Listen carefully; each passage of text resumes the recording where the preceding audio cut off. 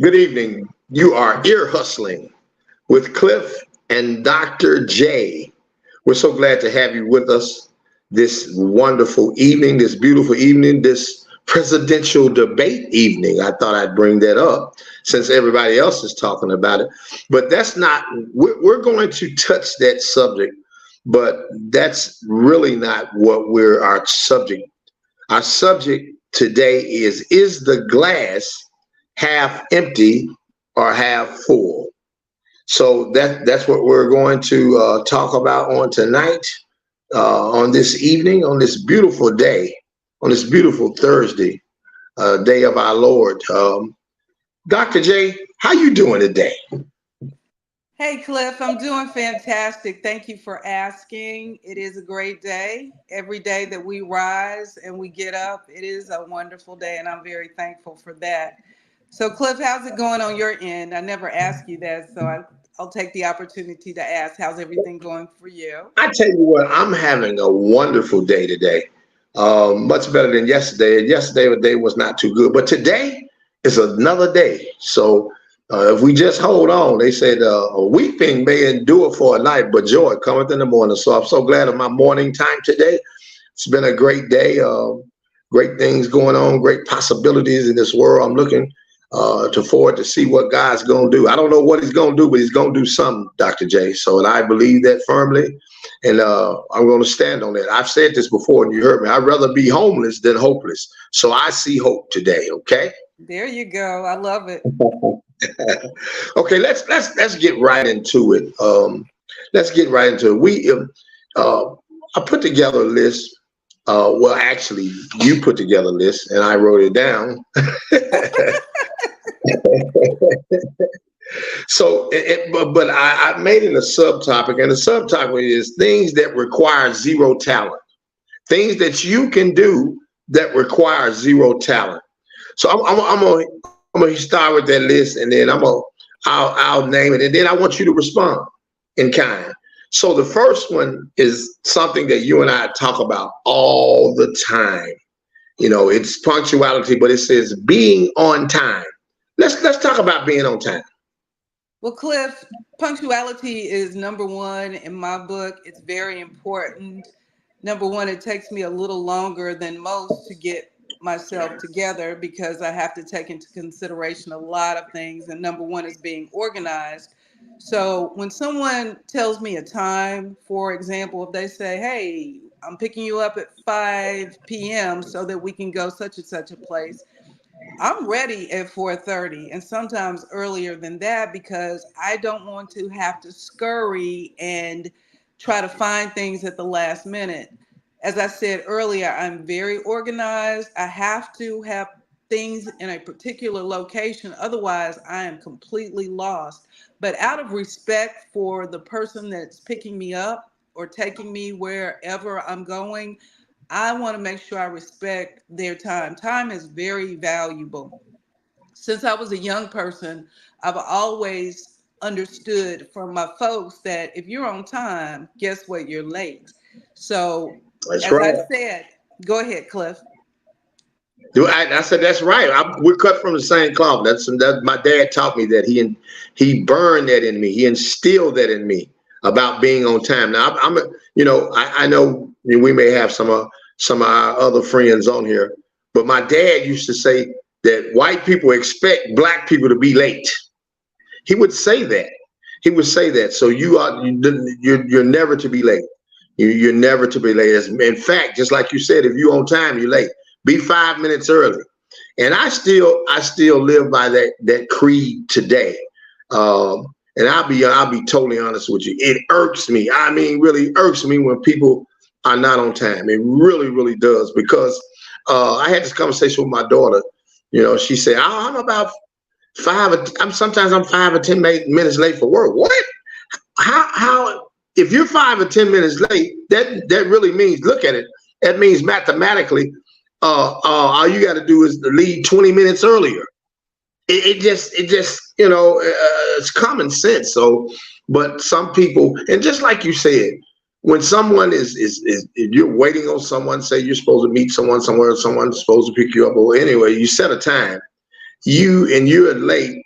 that says to me, you don't value my time, or That's your right. time is, or your time is more important than mine.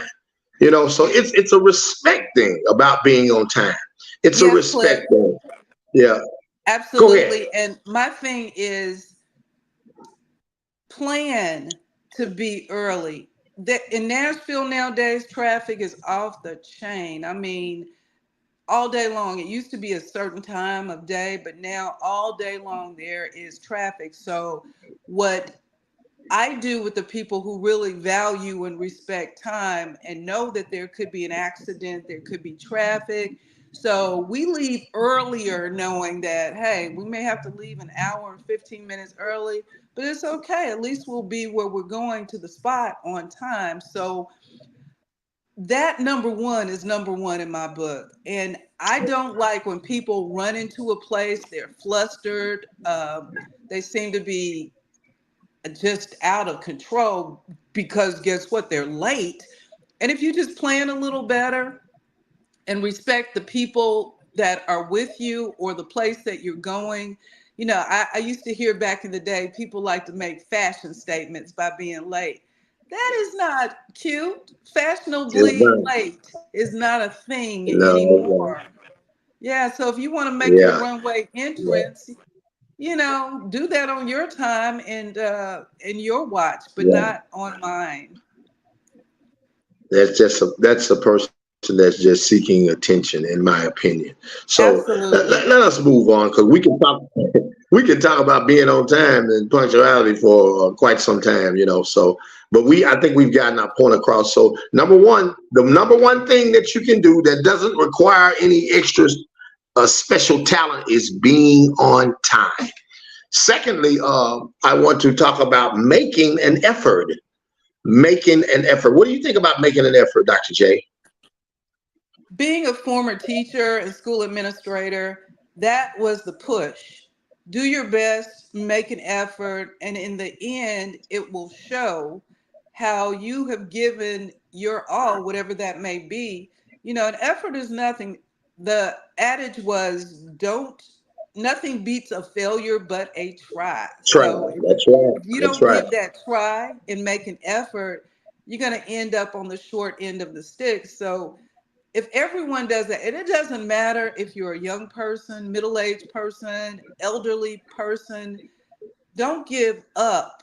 This is about seeing the glass half full or half empty. It's optimism versus negativity or pessimism. So Optimism. when you Right. make that Right. effort and you've given all that you can, then That's you've right. done your best. And in that vein, I say, I see the glass half full.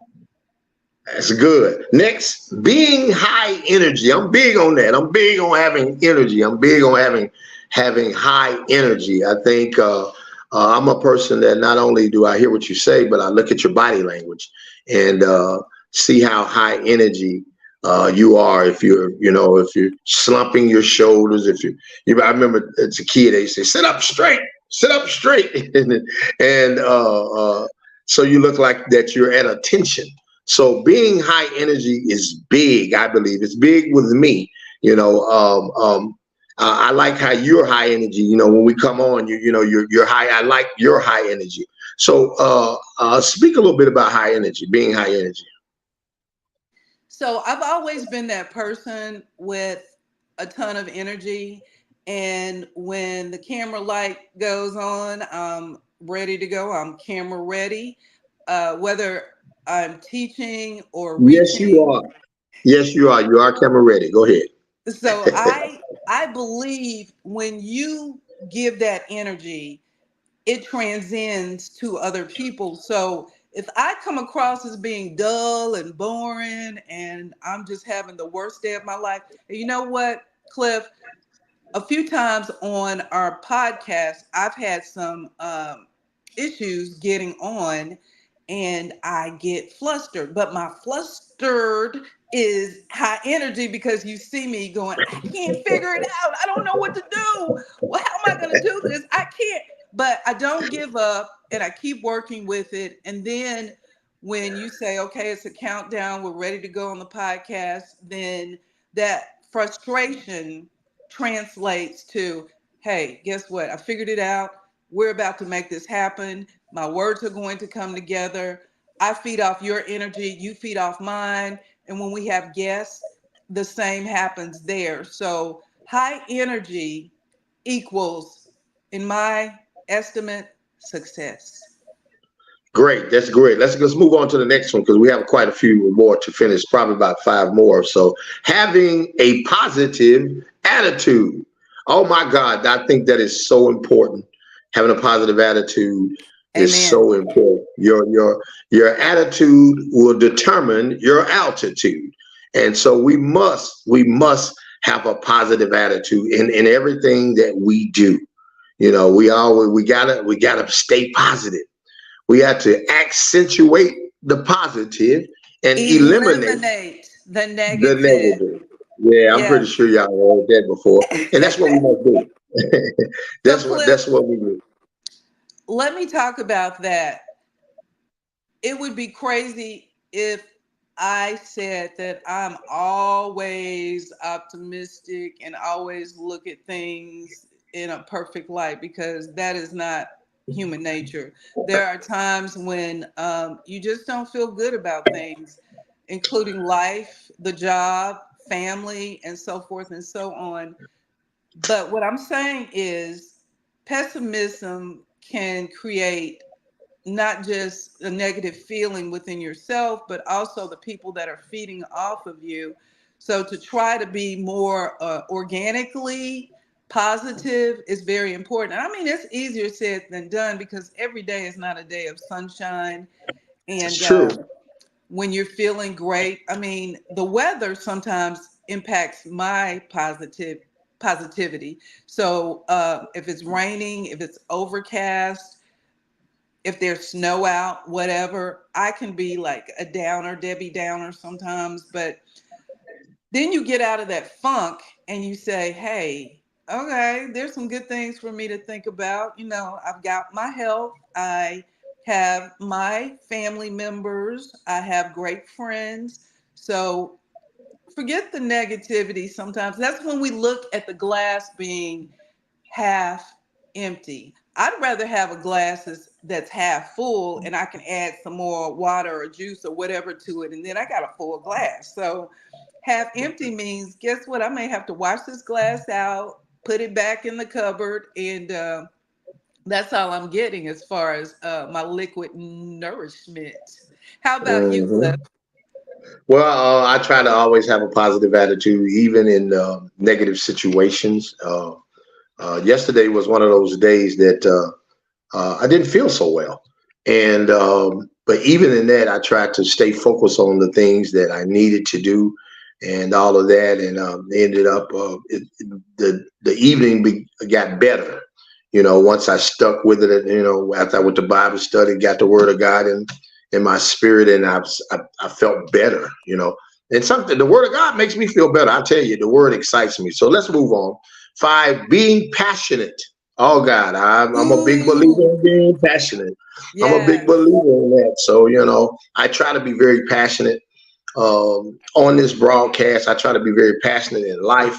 Try to be very passionate about the things that I talk about. You know, and about the things that are going on with me. I try to be very, very passionate. What about you, Dr. J? You know, passion is my fashion. I can live by that mantra. Say that I again. I like that. Passion is my fashion. Oh, you I carried with the neck roll. Yeah, the neck roll with that one. Okay, come on. I Go ahead. I'm believe sorry. that when you have this, you know, again, high energy lust for certain things, and I'm not talking something sensual, I'm talking about a lust for life, for reading. And you and I both can agree that we're in a constant state of learning. You know, although we are at this age, we still try to find out new information.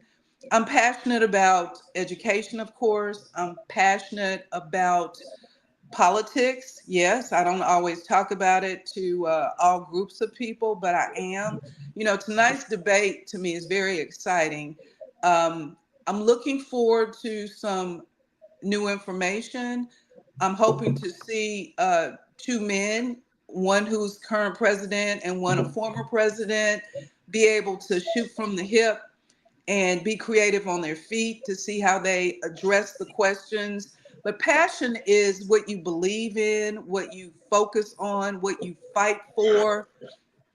And it comes across in your demeanor, in what you say and what you do. I love acting.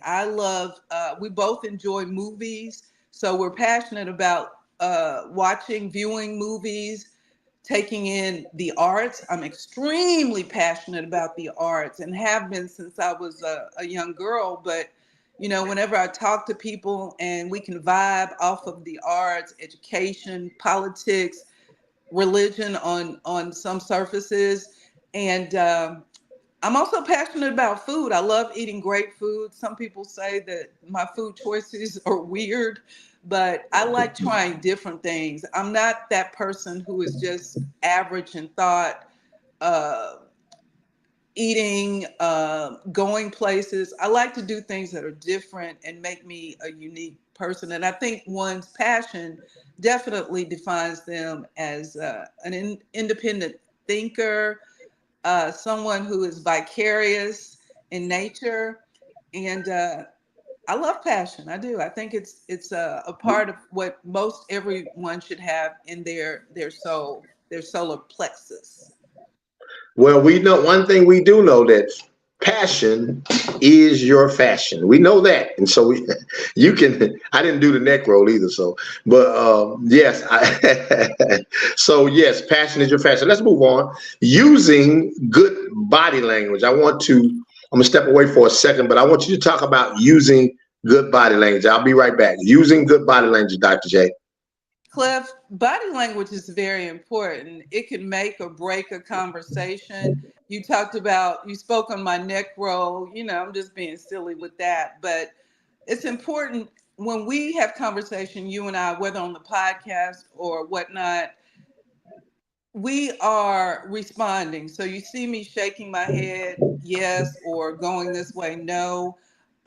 You mentioned earlier about people shrugging their shoulders, showing when you do that, you're showing that perhaps you've lost, perhaps you're not confident. So those shoulders back determine a lot. Proximity is very important when you're having a conversation with someone. Close proximity says a lot that you're engaged in conversation. I gesture a lot, probably to some, maybe too much, but it's helping me communicate, making my point, letting you know that I'm totally engaged in the conversation. But I am notorious for, even before side eye was a thing, whether I was talking to someone and I wasn't in agreement with what they were saying, I would look like, really? You just said that? You just did that? And my students would comment often on, okay, there go those eyes. She's really telling us something's just not working quite right for us right now. But yeah, body language is everything. It could really move a conversation along, or it could kill a conversation. And also, I used to teach interviewing skills. So when you're interviewing, you're engaged, you're paying attention. And as we talked about on our first cast, you really need to show the person that you're not just hearing, you're listening and hearing together in order to show that you are awake and you're paying attention to what the other person is saying. So that's my thoughts on body language. Okay. So my thought is this. Not only do I hear what a person is saying, I listen for what they're not saying or what they're not saying, but I also read body language, facial expressions, size, people make noises and whatnot. I read that and I'll say, well, what does that mean? Right. Neck rolls, but all of those things are body language. Your posture and the way you posture yourself, holding your head high versus holding your head down. Are you engaged? Your eyes can sometimes tell if you're not engaged. you are a good person at that, because you have some vision impairment. Your other we talked about that. Your other senses are very heightened, so a lot of times you can tell when I'm not fully engaged. You'll say, "What are you doing?" And so, but that's the same with body language. You can use body language to read a situation. Now let's move on to the next one: being teachable or coachable. Being teachable or coachable. What do you have to say about that, Dr. J? That's very important. And I often reference from childhood to being elderly, you have to open yourself up to hearing what someone is trying to tell you in order to get better.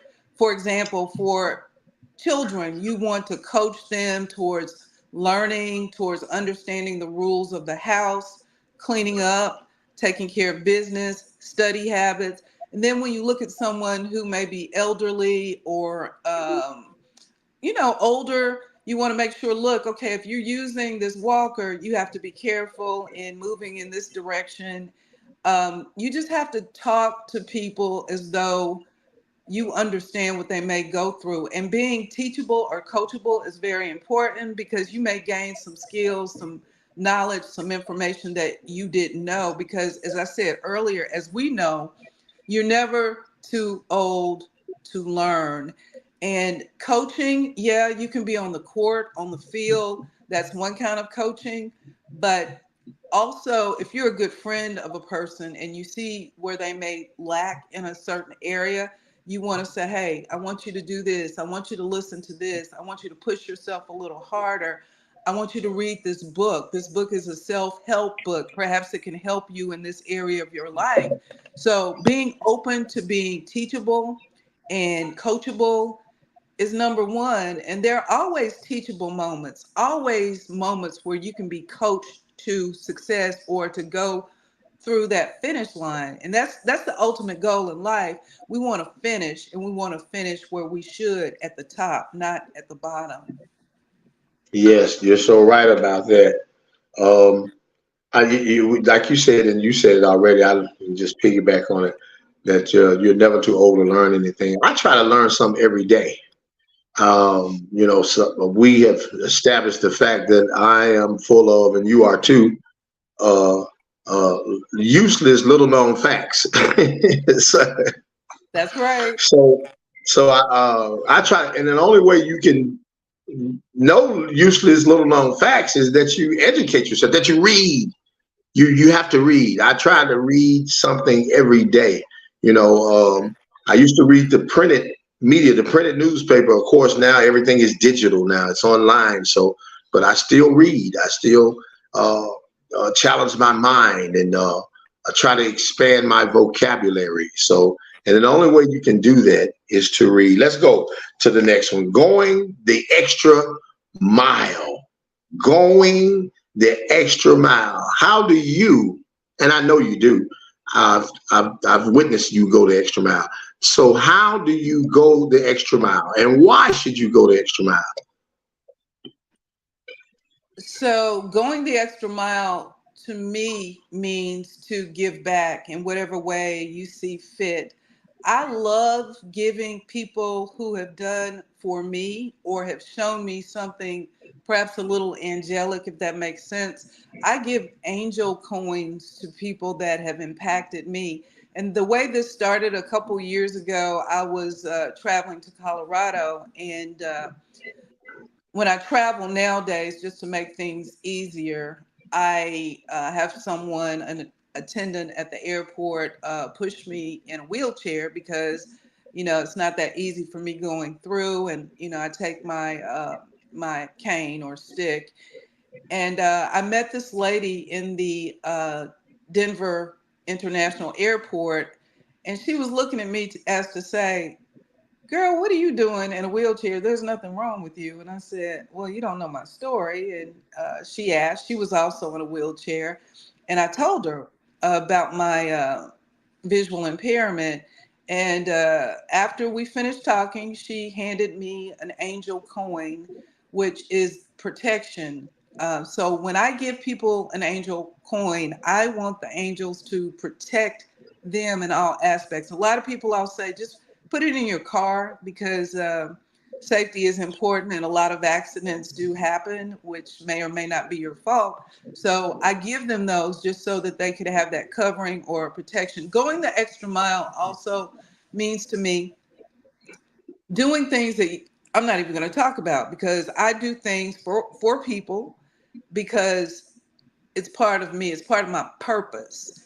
And purpose means doing things that you don't always have to tell the world about, but you know what you're doing, that person knows how you've celebrated or aided them. And I just keep a lot of that on the low because it's between me and the person, and I don't need any applause or celebratories. Um, and also, let me draw an analogy, Cliff. Of course, you know I used to run half marathons, and when you're running, sometimes it gets difficult. 13.1 miles is a long run, and you always keep in mind if I can just make it that extra mile, if I can just go one more mile, I'm closer to the finish line. So if you keep that in your mind, in your thoughts, you're going to keep going, and you're not going to give up. Cliff. Yes. I believe in going the extra mile. I believe going over and beyond. A lot of times, the Bible tells us. I think Jesus says, if a man asks you to go 1 mile, go two. So, yeah, I believe in that. I try to go the extra mile. It's my personality. We've had this conversation before. Yes. It's my personality to be Right helpful, on. to help people. I look for opportunities to Right help on. people, and it's just my nature. Sometimes it's received, sometimes it's not, but that doesn't change who I am. I go the extra mile all the time. So finally, being prepared. You talked about that in number one about being on time, but being prepared. We must be prepared. Preparation. We must be prepared. Talk about that, Dr. J. So a prime example is the podcast. As people may know, I am really winging it. We are in conversation as we're trying to figure out what is going to be the next topic. But I have to listen to you in order to know what my response is going to be. I have to listen to our guests to find out what their next response what my next response is going to be. So being prepared to me means I'm listening to the news. I'm listening to information from the internet. I'm researching. I'm finding out new ways of doing things. Being prepared to me means being on time, as we said with number one. It means that you are knowledgeable and you do all that you need to do in order to have intelligent conversations. As we said in our first cast, I can talk to anyone as you, any age, any race, any creed.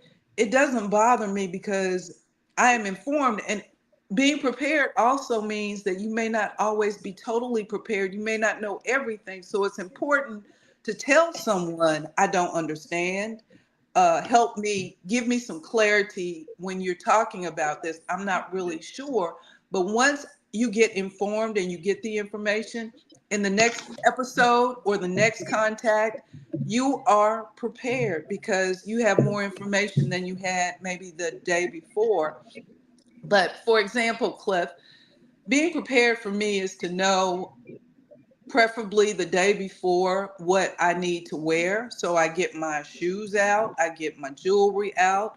I know sometimes I have to ask people, can you tell me what color is this? Does this dress or these pants, do they need to be ironed?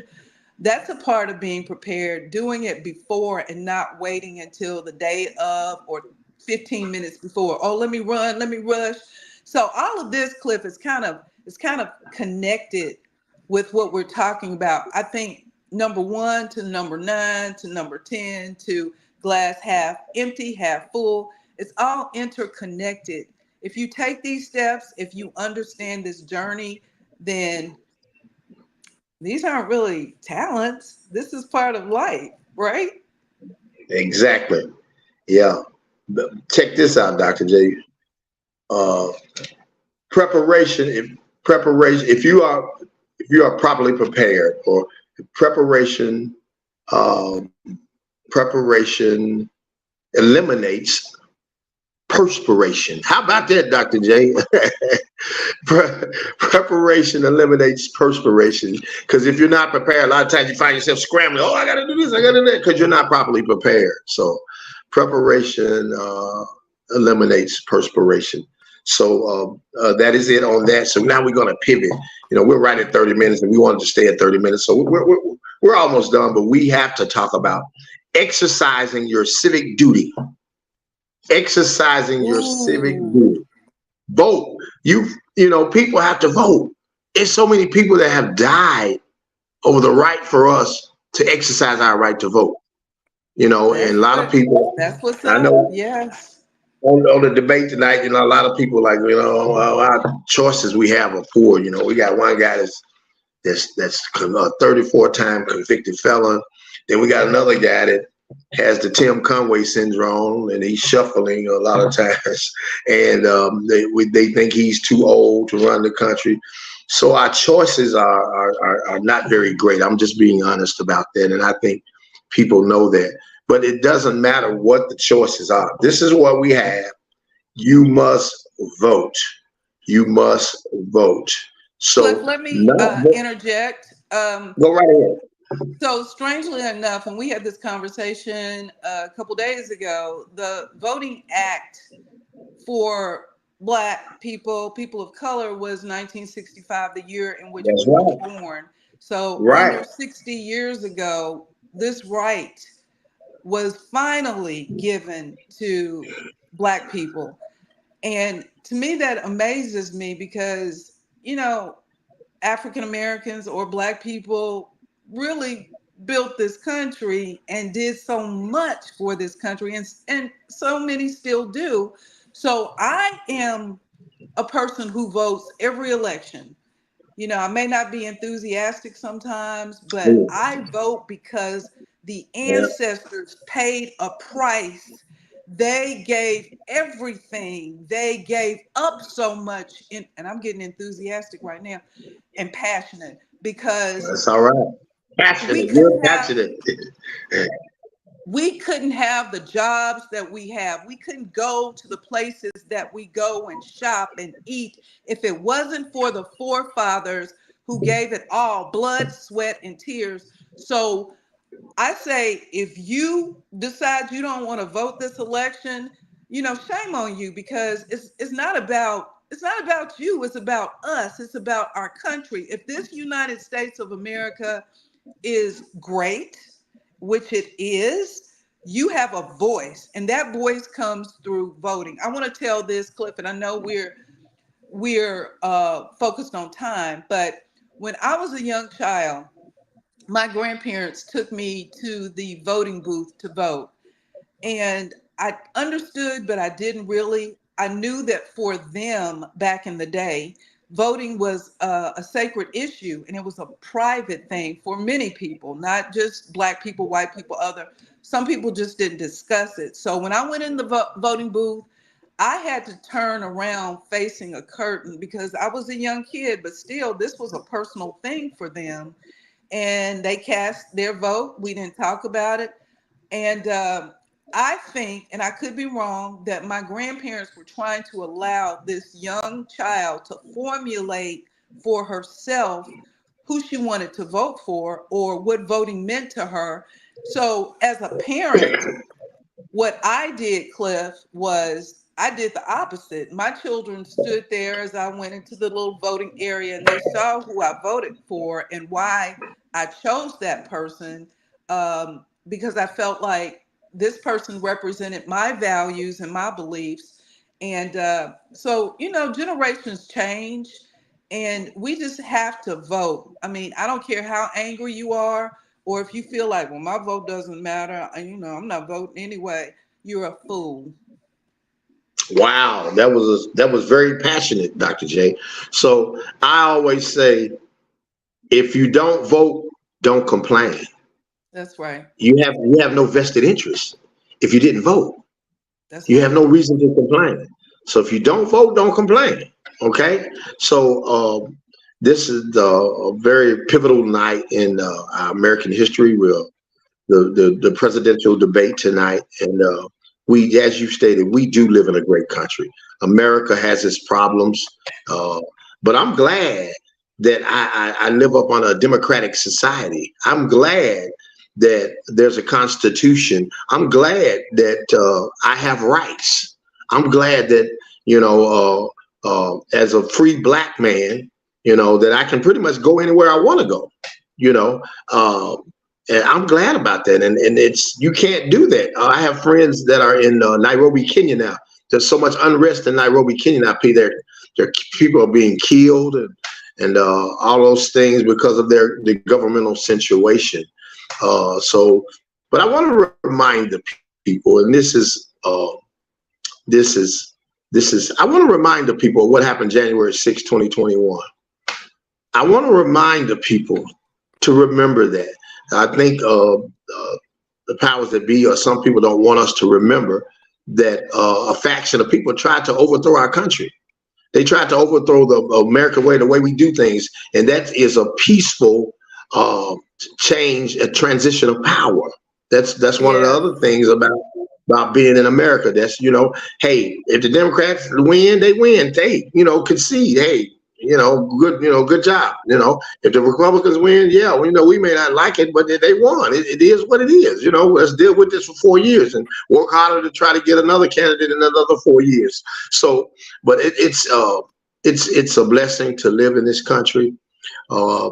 So we're asking all of those to inform themselves tonight and look at the debate and make an informed decision about who you're going to vote for. Dr. J, I'm going to give you parting words at this point. Go ahead, Dr. J. I just wanted to say, this came to me as you were talking and as you were painting a picture in my mind's eye. This is a quote I heard a long time ago, and I still believe it's true. No one is free when others are oppressed. So that's great. You're so right. We just have to make sure it's not just about us. We have to look at other countries, other nations that don't have the great freedoms that we have here. And, we just have to fight, continue to fight, not only for our rights, but for the rights of others. And I just want to say, Cliff, I think this was a remarkable conversation. We do things in a different way with our podcast, and we're trying to cover a gamut of topics and emotions. And I just hope people actually take the time to listen. And if you have something that you don't agree with, speak it.